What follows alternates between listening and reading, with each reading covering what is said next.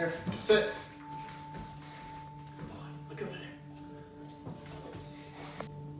there. I joined the Marine Corps very late in life. I was 33 years old. I was gone. I joined up and signed a 2-year active duty contract, and it turned out to only be about 18 months, but I was gone for about 18 months.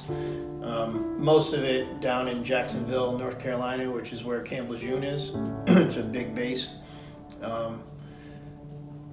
About 6 months in Iraq, maybe 90 days or maybe 60 days, about 2 months in Kosovo.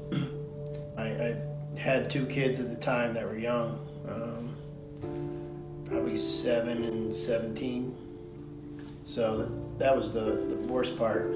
And being over in Iraq at the time in 2003 in Kosovo, there was no internet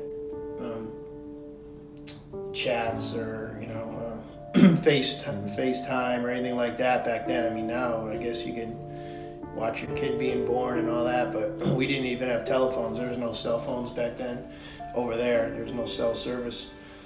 So it was a total blackout. I mean, we actually wrote letters, which sounds weird now, but after maybe a couple months, we finally were able to make one phone call. When I came back to the United States, I went back to my job, which was a correction officer, and then I was assigned to an FBI task force, a drug gang task force. They have FBI agents, state police, local police, and corrections all in this task force to mostly do high-level narcotics investigations involving gangs. That was very interesting. A lot of Marines in the FBI, a lot of Marines in the state police. So I worked with a few Marines, and that transition wasn't too bad. It was just, what caught me was I came right back to work, and they're like, okay, here's your gun and your badge, and good luck. And that caught me as weird. I would think they'd want to question you and give you some tests, but everything worked out fine. And I worked in New Haven, and then my 20 years in corrections was up, so I could retire, and I retired and immediately went over and became a New Haven police officer. As far as people going back, I think the excitement and the brotherhood and the tightness can't be duplicated in civilian life. You know, if you go to a war with guys, and there's no tighter bond than that, than knowing that you'll give your life to the guy on your left or right. You might not even know him well, but you don't get that in civilian life. And then that adrenaline rush, some people get hooked to it. When you come home, I remember when I came back, some girl that I work with was complaining because someone kept borrowing her stapler and not returning it. And she was all shook up, and that was like the worst thing in the world to her, almost to the point of tears. And I wanted to choke her and tell her there's a lot worse things than someone not returning your stapler. But, I'd only been back a couple weeks, and when you see stuff like that, you're like, oh, I need to go back to where things are really important and people aren't so petty.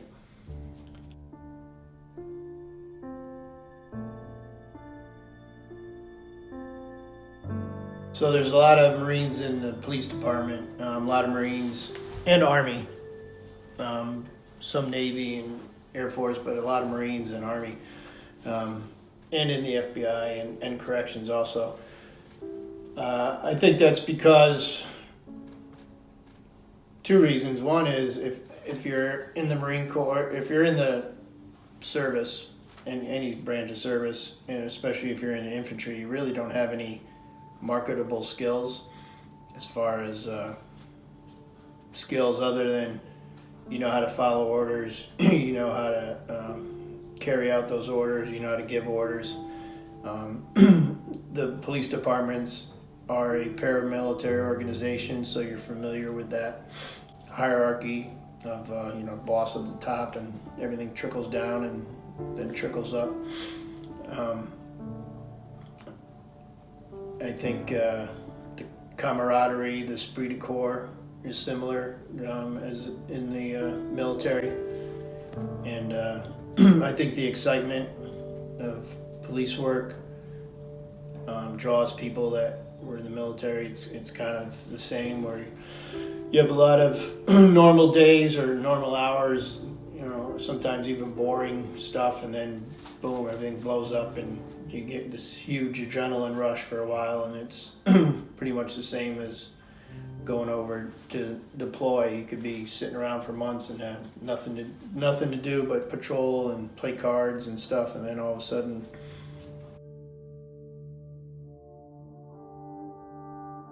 there's a lot of vets that are in prison, and I imagine that's from when they get out of the military. They don't have a support structure. Maybe their family left them, or they never had a family, and they're used to that rush of adrenaline and sense of purpose. And then all of a sudden they're out of the military. Maybe they can't find a job, and they probably turn to alcohol, or they used alcohol in the military, and now they're using it, but they don't have anything else to do. Maybe they turn to drugs. Maybe they saw or did some crazy stuff while they're in the military, and they never were able to get help. So they do end up, a lot of them, in prison. Us vets try and help those guys, and I know in Connecticut they actually have a special court just for veterans. If they're accused of minor crimes. Of course, if you kill someone, you're going to have to deal with it. But, minor crimes, and they divert them out of the criminal justice system and get them help and put them on like a probation, but with intense help. And that way, if they do behave, they won't have a criminal record. No, basically when we got out, there was 2 lines in Iraq or in Kuwait, and one line was everything's good, everything's okay, and you'll be getting on a plane tomorrow. And the other line is, yeah, I have problems, I need this, I need that, and they're like, okay, well, you're gonna stay in Kuwait and we're gonna figure out what's going on. So almost everybody wanted to go home, so almost everybody, no matter what, took the I'm okay, and there's no questions or anything. So no, there wasn't anything, which worked out for me, but maybe some people needed. I think there should be a lot more aid to veterans coming back. I think they should get a preference when they're hired. They do get in New Haven anyway, you get 5 points added to your civil service test if you're a veteran, and 5 points if you're a New Haven resident. And I think they could do more for helping out people like that. A lot of the veterans are homeless.